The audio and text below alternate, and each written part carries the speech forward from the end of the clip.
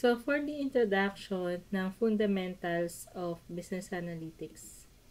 So, yung business analytics, ito yung scientific process of transforming data para maging insight for making better decision. Kumbaga, meron ka ng hawak na data, meron kang sales, meron ka, sales, let's say, ito yung sales profit, meron kang SRP, may quantity, tapos may product information ka, product data, lahat ng to are data. Pero, how do you make use of that data? Paano siya magkakaroon ng meaning?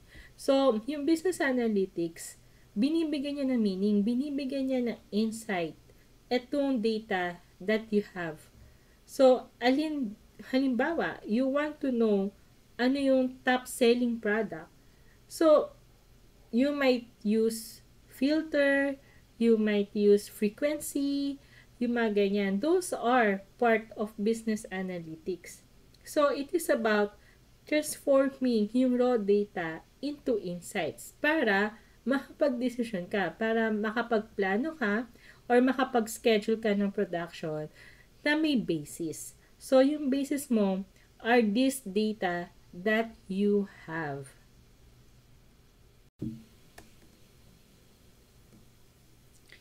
These are yung different categories ng analytical methods and models. So, una dito is yung descriptive statistic. Ito yung set ng techniques that describe what has happened in the past. Ito yung record ng sales ninyo, ito yung lahat ng invoices na natanggap ninyo, lahat ng order, job orders, o kaya product orders. Kapag ginawa nyo siya ng data, like magkakasama, so, ang tawag dito is descriptive statistic, which describes what happened in the past. Like, gusto nyo makuha yung averages, yung standard deviation, yung median. So, isa yan sa mga example ng descriptive statistics. Kumbaga, you want to measure yung mga measure of central tendency, yung measure ng frequency. Yan. You want to get information from the past data. So, those are from descriptive analytics, which is also from descriptive statistics. Okay? Tandaan niyo, descriptive analytics, it describes what has happened in the past. Ngayon naman, yung predictive analytics, ito yung mga techniques na ginagamit to predict what will happen in the future using yung past data. Kung dito sa descriptive, you are just trying to describe yung measure of central tendency, ano yung mga averages. Sa predictive analytics, you want to predict ano yung future average, ano yung future number of sales, ano yung future number of job orders. So, kumukuha ka ng information from past data and you are trying to find pattern from previous years. Okay? So, if you're trying to find pattern for previous years, from previous years and you want to predict the future, ang tawag doon, predictive analytics. And this last one naman is yung prescriptive analytics. So, meron ka ng prediction. Pero, kapag ginamitan mo pa siya further ng rule, it becomes prescriptive analytics or prescriptive model. Halimbawa, if my sales rises from 500,000 to 1 million, mag-e-expand ako ng another store. If my sales rises from 500,000 to 750,000, mag-a-add na lang ako ng machine. So, meron kang decision, meron kang rules, may conditions ka kung ano yung gagawin mong decision from the predictive model. So, ang tawag doon is prescriptive analytics. Ngayon, ang focus naman natin is about descriptive statistics. So, part pa rin siya ng category ng business analytics. We'll focus on this lang muna. So, una dito is yung data query. Dito yung data query. Usually, ito yung mga data summary. For example, gaano karami yung order for the month of March. So, lalabas dito lahat ng order for the month of March. Pwede rin kayong magtanong dito like, ano ang average na cost natin dun sa production ng certain product. So, lalabas din dito. Kasi yung descriptive analytics uses descriptive statistics. So, dito sa data query, ito yung mga can be easily computed using descriptive statistics at may mga data visualization din na possible dito using the past data. So, halimbawa, how much yung revenue generated for 1 year. So, lalabas yung sales generated for 1 year, yung summary nito per month. And then, pwede rin siyang na naka-visualize na into pie chart or in this type of histogram. Yung ganyan. Pwede rin siyang ganyan. Ang importante dito is it uses past data. Ang pinagkaiba naman niya dito sa data dashboards, ang data dashboards are usually dynamic. Kung ano yung pumasok na data right now, halimbawa, nadagdagan yung sales, magbabago din itong mga chart, magbabago rin yung amount. Ang data query, hindi siya magbabago. These are all past data. Tapos, you're getting information from it. Ang data dashboard is dynamic. So, it changes kapag may mga bagong pumapasok na information instantly. Yun yung data dashboards. So, yung mga may online shop dito, may data dashboard ang Shopee, ang Lazada, and other website na may e-commerce analytics. Ganyan. Lastly, is yung data mining. Dito naman, sa data mining, ito yung paghahanap ng pattern from the large data set. So, meron kang halimbawa past data, tapos may pumapasok na another new data.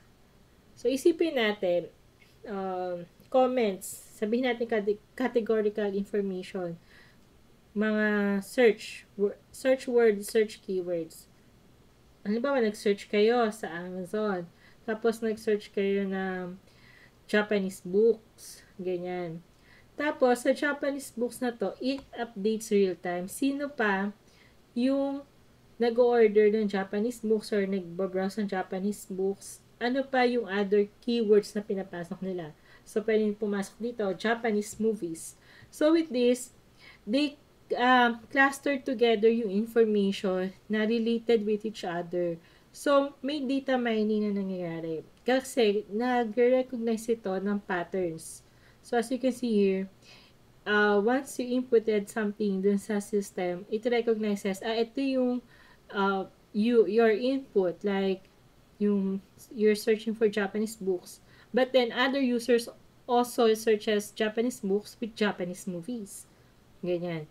So, ganyan ka dynamic yung data mining. Meron din siyang cluster analysis or association rules real time. So, this is a quick description ng predictive analytics. Una dito, meron tayong tinatawag na supervised learning techniques. So, usually, ginagamit nila yung past data to learn yung relationship between yung outcome variables at yung set of input variables. So, for example, yung isang grocery store, gusto niya mag-develop ng targeted marketing campaign na nag-o-offer ng discount dun sa potato chips nila. So, kailangan na pag-aralan nila yung historical point of sale data nila. So, paano nila magagawa yon? By using the data mining to predict sinong customer yung most likely na magre-respond dun sa offer nila na discounted potato chips.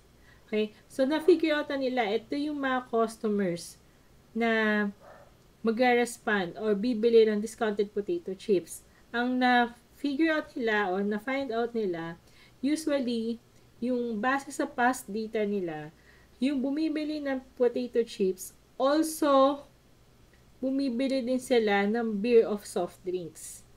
So, ano ang magandang um, marketing promotion or marketing bundle sa pwede na i-offer? So, yung discounted potato chips, pwede nila itong i-bundle dun sa soft drinks or sa beer na pinakamabenta na binibili all together with the potato chips.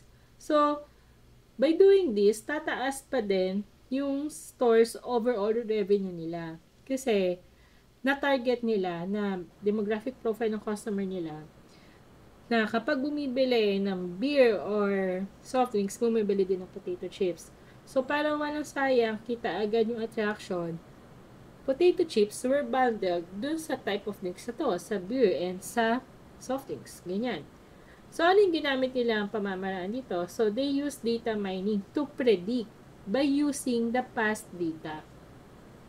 So, matagal pa to, third year nyo pa siya mapag-aaralan yung predictive analytics. So, next is about simulation. Itong simulation, gumagamit siya ng probability and statistics. Pag sinabi natin yung probability, we are trying to measure yung likeliness that things will happen or will not happen. So, for example, if you are a wealth manager sa bank, tapos yung client mo or yung depositor, you want to offer that depositor an investment package. First, you need to analyze if this depositor, hilig siya sa high risk investment or not. Yung ganyan. So, ano yung probability na yung depositor na target mo is willing to invest sa high risk investment or not? Pwede kang gumawa ng simulation or if merong simulation yung bank where you will input their profile, yung withdrawals nila, yung investment na meron sila right now. Tapos, makikita mo, this depositor is medium risk lang siya. Most likely, hindi niya kukunin itong high risk investment na to. Maganda kung yung mga bangko, meron talagang silang simulation ng information if their depositor is a willing investor for high risk investment or not. So, ideally, maganda yun. Or, meron silang simulation na itong depositor na to is low risk siya para mapautang, yung for loan. Ibig sabihin, kapag low risk siya for loan, nagbabayad siya.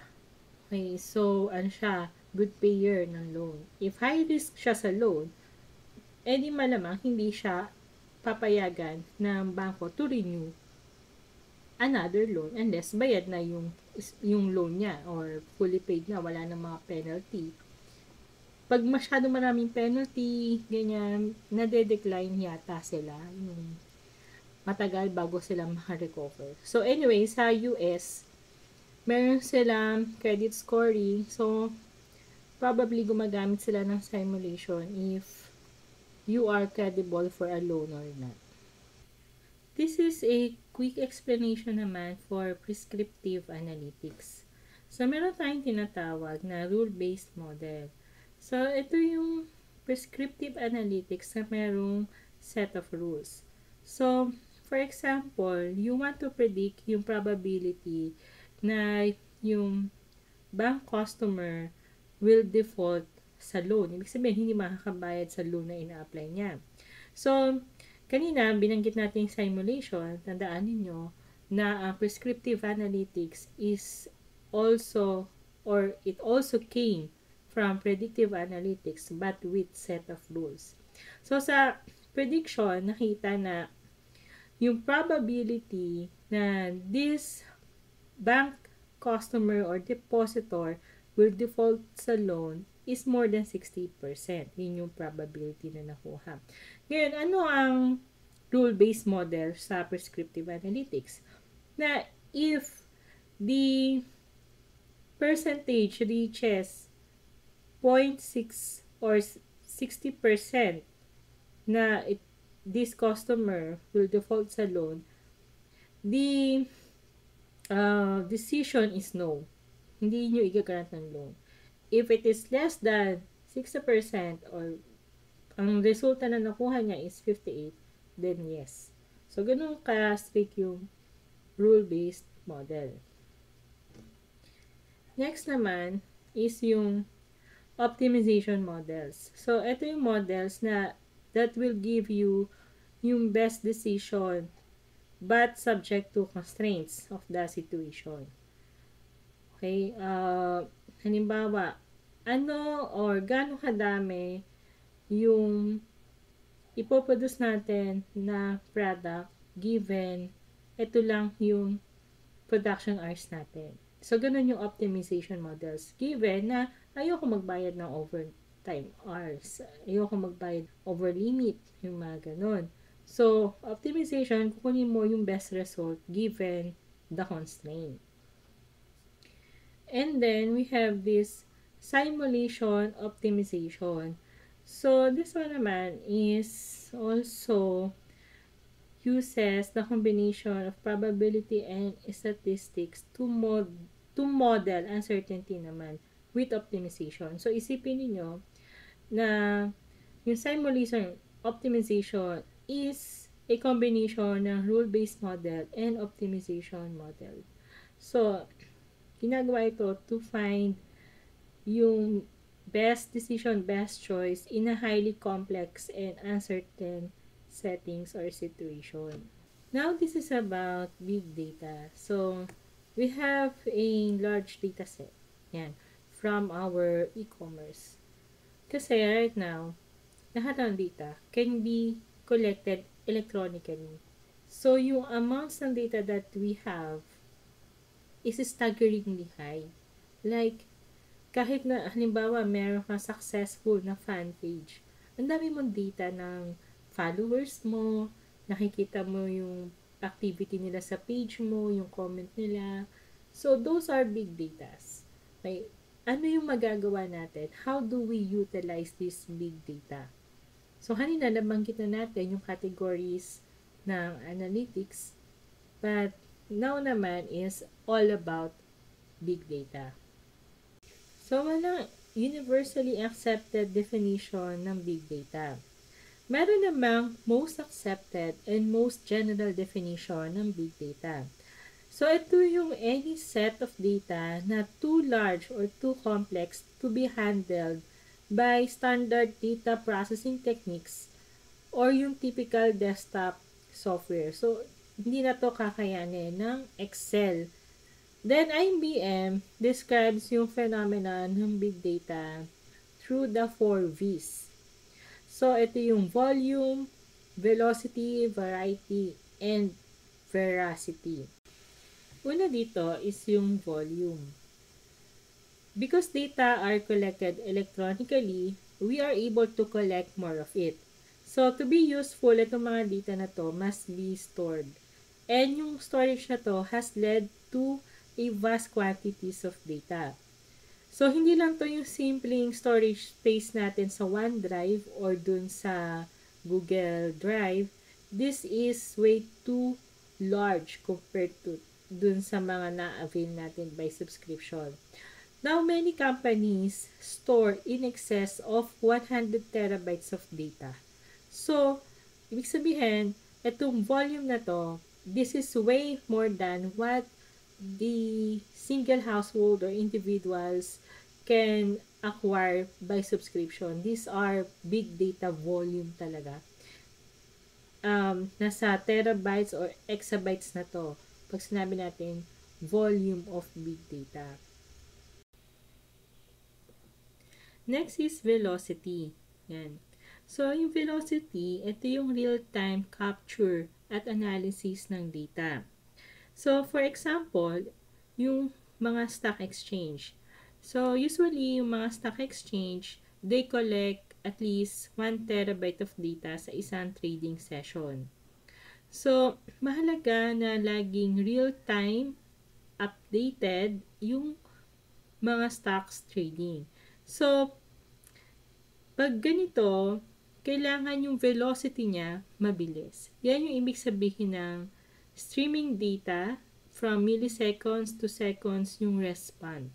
So, yung data na na-save or na-process or isang transaction ng isang user nito, mabilis siyang napaprocess in just a millisecond. So, kapag mayroon kang volume at may requirements ng velocity to process data, then it fits yung description ng big data. And then we have another two. Bukod sa volume at velocity, meron din tayong tinatawag na variety as a description din ng big data. So, ibig sabihin, meron tayong iba't ibang klase ng data. So, data in many forms. Meron tayong tinatawag na structured, unstructured, text, at multimedia. So, yung example sa text data, ito yung mga nakukuha sa mga social media platforms tulad ng Twitter, kung saan minomonitor or we can monitor kung ano yung sinasabi ng tao sa certain topic, product, services, etc. And then, meron ding audio data. So, example nito yung mga service calls na pwedeng ma-record. Ganyan. Video data. Ito yung mga ini-stream sa YouTube. Any forms of video na may kinalaman sa business like CCTV cameras or yung mga reaction or video reaction ng mga consumers. So, marami to yung variety of data. And lastly, meron tayong tinatawag na veracity. So, dito sa veracity, gusto natin malaman yung truthfulness at yung pagiging correct ng data. So, under veracity, we want to rule out yung uncertainty ng data dahil sa inconsistency, incompleteness, ambiguities, latency, deceptions, and model approximations. Yung mga dito, missing point kasi approximate lang siya. So, sa veracity, if you want to check yung correctness ng data, if it is complete, it's still part of the description ng big data. So, itong 4 V's na to, volume, velocity, variety, and veracity, pinapakita nito na yung big data is may challenges din. So, saan mo ilalagay yung big data mo? Do you have enough storage? Kasi you have a high volume of data. Tapos, gaano kabilis ito ma-retrieve? Anong klaseng files ito? Hindi lang naman to Excel files, diba? Katulad sinabi kanina, meron tayong structured, unstructured. So, halimbawa ng unstructured, you have email messages, you have photos, you have videos, ganyan. Yung hindi mo madaling mabibigyan ng analysis. Tapos, sa veracity naman, is the completeness of your data. So, these are also the challenges ng big data. Its own volume, its own velocity, its own variety, and veracity. Big data, yes, it has 4 V's, and these are also its challenges. So, ang business analytics ay gumagamit ng various tools mula sa mga simpleng reports at graphs hanggang sa mas advanced na optimization, data mining, at simulation. Ginagamit ang analytics sa halos lahat ng sektor ng negosyo at gobyerno. So, yung malalaking organization tulad ng Procter & Gamble, IBM, UPS, Netflix, etc. ay gumagamit ng analytics para masolusyonan yung mga important problem o para magkaroon ng competitive advantage.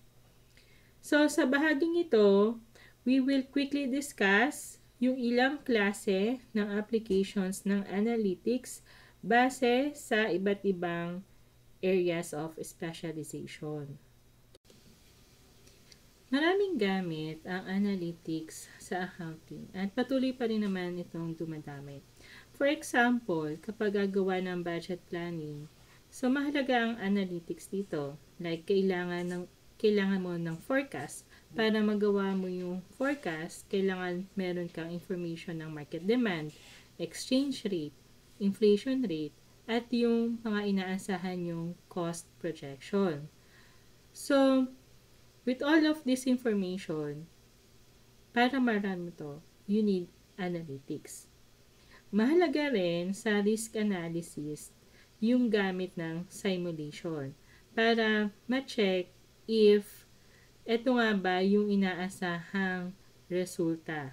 Kasi kapag nag-risk analysis ka, you want to check anong level ng risk yung magiging result or outcome nung input mo. Bukod dito, usually gumagamit din ng data dashboards. So, ito yung mga graphs, ito yung mga may summary of information agad. So, highly visual to, yung mga data dashboards. Para makita or to see it easily, yung mga information about financial health ng certain company, ganyan, or yung certain performance ng isang project. Sa financial analytics, they are very dependent sa descriptive, predictive, at prescriptive analytics. Sa descriptive analytics, usually ginagamit nila yung visualization nito para i-monitor yung financial performance. So, under financial performance, we have stock returns, trading volumes, and also yung measure ng market return at yung volatility nito. Sa predictive models naman, para dito sa financial analytics, ginagamit nila ang predictive models para sa financial performance forecast. Para ma-measure yung risk ng investment and also para gumawa ng other financial instruments gaya ng derivatives.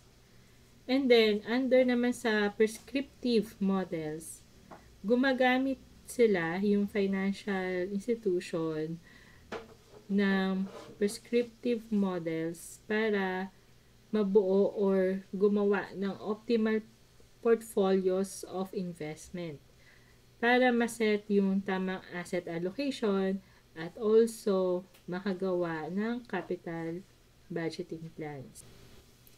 Sa human resource analytics naman, ang best example dito is yung people analytics ng Google. So, ito yung kanilang HR analytics. With this, nalalaman nila yung mga characteristics ng good leaders. Also, they were able to check ano yung mga factors na nakakaapekto sa productivity ng employees nila and they can evaluate ano yung mga potential ng kanilang mga bagong hires. Ginagamit ng Google yung predictive analytics para i-update naman yung kanilang forecast tungkol sa future employee turnover at retention. Yung marketing, ito yung pinakamabilis mag-adapt ng analytics. Kasi kailangan nilang maintindihan yung consumer behavior. So, may mga tools sila na ginagamit katulad ng scanner data at social media data na they need to analyze. Tapos, it will give them high data volume to input sa kanilang marketing analytics. So, dahil dito, kapag ginamit nila effectively yung descriptive, predictive, at prescriptive analytics sa marketing, madali nilang maunawaan yung consumer behavior at mas nagiging effective yung paggamit nila ng advertising budgets, pagbuo ng pricing strategies, pag-forecast ng demand, at pag-manage ng product line. So, in the end, lahat ng to is makakatulong for customer satisfaction and loyalty. Mas dumarami na ngayon ang gumagamit ng analytics sa healthcare kasi yung mga hospital, kailangan nila makontrol yung expenses nila at the same time, makapagbigay din sila ng effective treatment sa mga pasyente nila. So, gumagamit sila ng descriptive, predictive, at prescriptive analytics para mapabuti yung scheduling ng pasyente, staff, at facilities. Pati na din yung patient flow, purchasing, at inventory control. So, this is chapter 3, which is about descriptive statistics. So, isa-isahin natin, what is this about? These are the components ng descriptive statistics. We have data. Ito yung mga facts at figures na kinokolekta, ina-analyze, at inaayos para maipresenta at ma-interpret. Meron din tayong variable. So, tumutukoy ito sa isang characteristic or quantity of interest na pwede magbago o magkaroon ng iba't ibang value. Then, we have observation. Isang set ito ng values na tumutugma sa another set pa ng variables. So, you want to check or you are observing something. So, observation, yung tawag doon. You want to check if this value is aligned or may relationship ba? Is it a cause of effect of another variables? And then we have this variation. Ito yung pinagkaiba ng isang variable sa another variable. So, we measure this by having an observation. Now, we'll discuss what are the different types of data. Number 1 sa type of data is yung population and sample data. Yung population, ito yung entire group that you want to draw a conclusion about. So, for example nito, you want to study ano ba ang consumer behavior ng certain location. For example, Laguna. So, Laguna, yung population ng Laguna, yung gusto mong magkaroon ng general conclusion about something like consumer behavior nga. And then, hindi mo naman or you don't have any capacity or ability na i-cover yung buong population, di ba? Kaya naman, gagamit ka ng sample. Etong sample na to is galing dito sa population na gusto mong magkaroon ng general conclusion.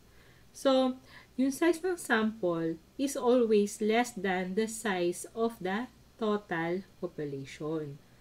So, ito yung, kumbaga, representative ng population. That is a sample. The second type is about quantitative and categorical data.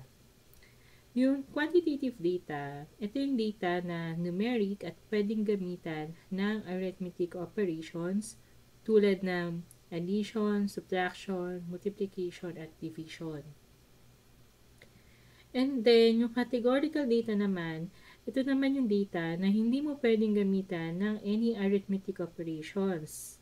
So, sinasummarize lang ito yung information sa pamamagitan ng pagbibilang. So, by counting or counting the observation or pagkuha ng proportion sa bawat category.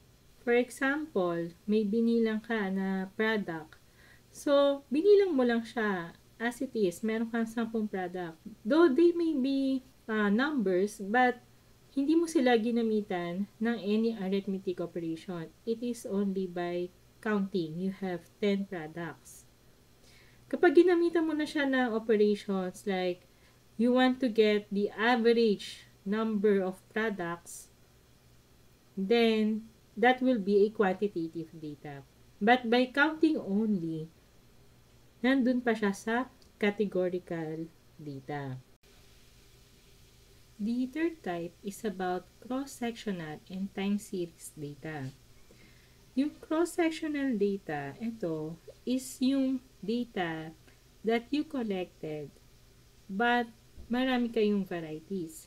For example, you want to collect how many products were released for January 11. So, January 11, but multiple products. So, ang tawag doon, cross-sectional data.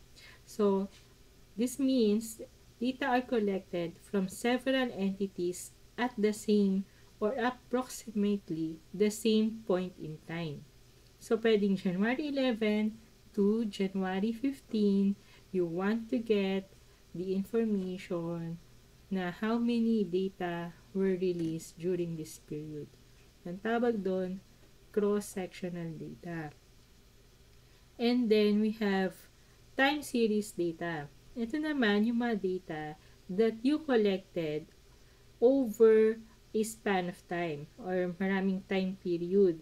So, for example, you want to get information na revenue ninyo from January to December. So, mas mahaba yung time series data.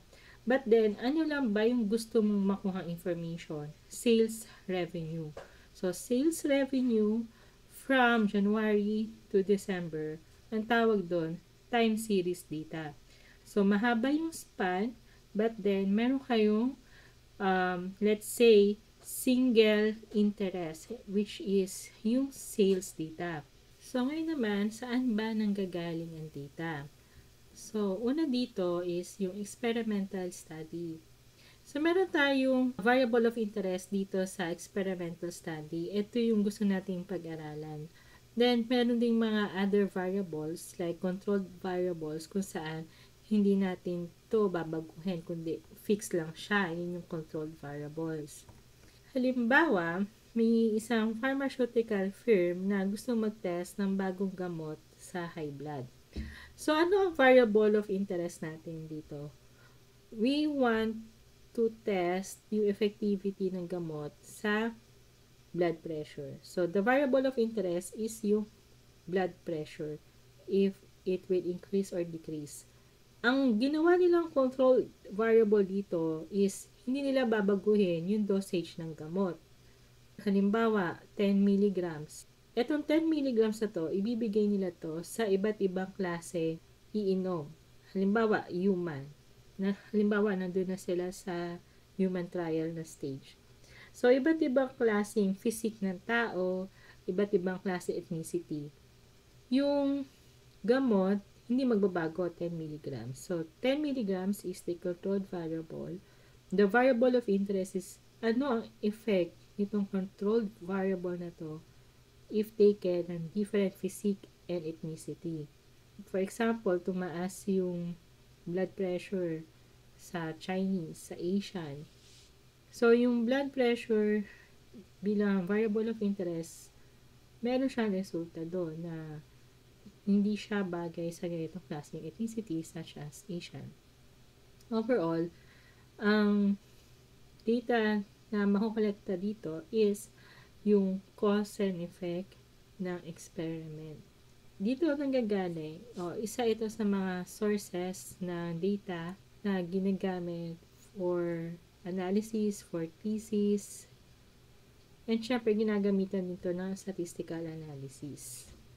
Yung pangalawang source naman is yung non-experimental or observational study. So, dito, walang attempt na i-control yung mga variables. At, usually, ito yung survey. For example, yung mga restaurant, gumagamit sila ng mga survey para malaman yung opinion ng mga customers tungkol sa food quality, service quality, at atmosphere ng restaurant nila. So, it falls under non-experimental or observational data source. In this part, gagamit na tayo ng Excel to demonstrate how to get insights from data. For example, meron kang ganitong kagulong data. So, marami siyang spaces. What can you do? So, you can highlight this and then filter, then A to Z. So, maayos na siya. Imagine, we have a large data set. So, imagine, 10,000 na total product listing. Hindi naman natin kayang bilangin bawat isa, di ba? How many yung bawat isang Coca-Cola, Diet Coke, ganyan. So, what we can do is, rely tayo sa Excel kung paano niya to bibilangin. Yan yung product na nakalista right now. So, ang gagamitin natin na formula is count if.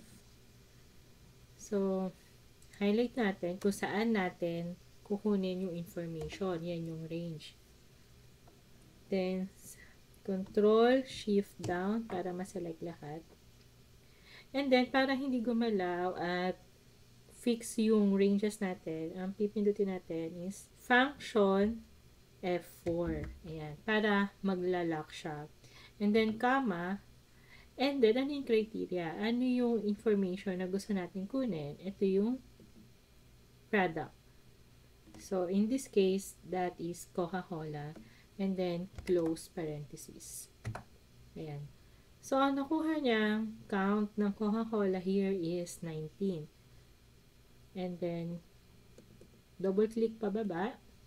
So, 8 sa Diet Coke, 5 sa Dr. Pepper and Pepsi. We can check it naman. Check natin yung pinaka-konti right now. So, pinaka-konti is Dr. Pepper. We have 1, 2, 3, 4, 5. So, this is correct. Ngayon naman, ayusin natin yung table. So, meron na tayong result. Okay. Para lang maging maayos yung presentation natin, we have this result. And then, pangalanan natin ito ng frequency distribution of soft drink purchases. So, immersion center natin. And then, sulat natin. And then, let's highlight this. Yan. And we have this fill colors. Ayusin natin yung table. And then yung total. So, maglalagay tayo ng total. Usually, ang ginagamit sa total is this top and thick bottom border. So, sulat natin total ng soft drinks. And then, auto sum. Then we have 45. So, meron ba tayong hindi naisama? Ayun, yung Sprite.